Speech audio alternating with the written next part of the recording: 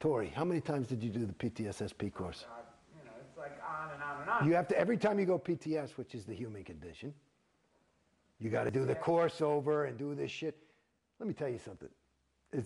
That's another racket, PTS. I'm not sure if we got PTS description on PTS camera. is potential trouble source. So all injury, accident, and illness. Listen to those three words. All injury, accident, illness, is all because of PTS. Everything negative that happens is because of PTS, which means you are a P potential T trouble S source. Wow, that sounds weird, a potential trouble source. So in other words, not only did you just slip and split your lip, but you better get away from this guy, because if you're near him, you're going to split your lip too, and your business is going to fail. He's a potential trouble source. So you got to take him out. It's like he's got, it's like you don't come to school with the flu. This is like the spiritual flu. So it's like heavy shit. And now there's only one reason that you are a potential trouble source. One reason is that you're connected to an SP, which is a suppressive person. Now this is the 2.5% of awful people like Tori who are fucking it up for the rest of us, good people. and it's a funny thing. It's funny. As I zip around, my best friend, this is my best friend. I mean, like, this is a guy that I was, in 9th grade, I met this guy. And like, I saw this guy, came to my school in 9th grade, and I saw this guy, and I was a gregarious kind of kid, and he was new. And I saw him, and I said, you know something? You and I are going to be friends. I think that's the first thing I ever said to him. And I was right. He's a big famous actor now. And an amazing guy, David Duchovny. And David, my best friend, I mean, I'm talking about a friend. Our relationship was adversely affected by my being Scientology. He was very cool, but he wasn't into it. He was happy for me. He never gave me any fucking thing about it, But, and I think his wife, I perceived that, she was a little bit more like that. At any rate, and they were right. But, and then everybody in Scientology, not everybody, that's a generalization. I'll give you people. Marty Rathbun, Susan Watson, Dave Pettit, a couple of RTC terminals people said, well, he's a 1-1 SP. Okay? In other words, trying to destroy my relationship with him, and it affected our relationship. 1-1 is a definition is covertly hostile. Hey man, I'm your friend. I really am. You fuck. That's covertly hostile. And so one of the first things I did, I mean, we'd stay in communication, but the further I got in, like that, and that's a loss, let alone my family.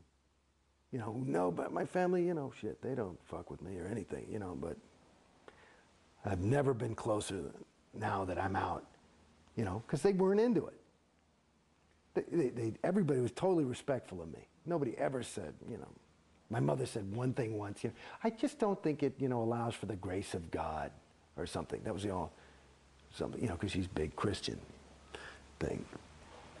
Of course, I whipped out the whiz book and I gave her the right answer and handled her, But the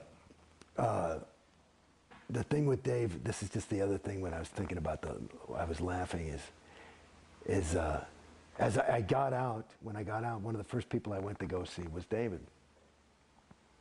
And, his whole family was out of town. And, And I was just moving here, and now we live in the same city. And so I went over to his house, and we're just walking around, and we talked about it a little bit, just a little bit, because I just said, oh, by the way. I said, oh, okay. So we started to talk a little bit about OT levels and stuff like that, And he doesn't watch South Park or whatever the fuck, but he doesn't know this whole. So what is that? What is the? What were you into? Why? What is the OT? Or so I don't know if he asked the question, but somehow I went and I explained to him, and here I am, just kind of basically, it just walked out the door, and it did so much for me, but. I started to explain to him the story of Xenu and the loyal officers. And I tell you, fuck me. I mean, I couldn't get a third of the way through the story. And we had our faces on the floor. We were laughing so hard. I mean, you couldn't even talk. It was just, because it's retarded. It's insane. What was your reaction, though, when you saw the packet with the info? How did you react? Well, that's the other thing I got to say. I mean, like I had told you earlier, I had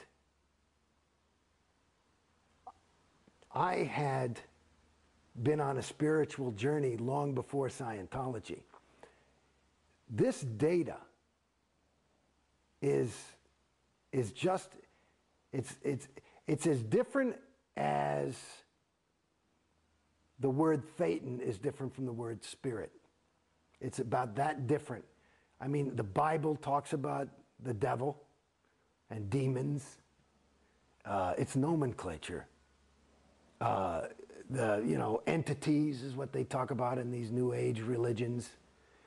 So all that stuff about Thetans, I mean, it was a little because I was in Scientology heavily, so I was a little bit like this. But I thought, okay, and I remember that was my thought. I said, okay, well, that's obviously, it wasn't that big of a surprise to me. And I just thought, it's like one of those moments, now that I look back and really look at it, there was a moment where I could have woken up there. But you choose not to. And that's part of the reason why Scientology is expensive. Well, if you're paying a lot of money for it, it makes it more valuable. And you give it more. It's like I was just listening to the fucking radio today. There's this guy. He was working at MTV. And they were in New York. This is just on NPR today.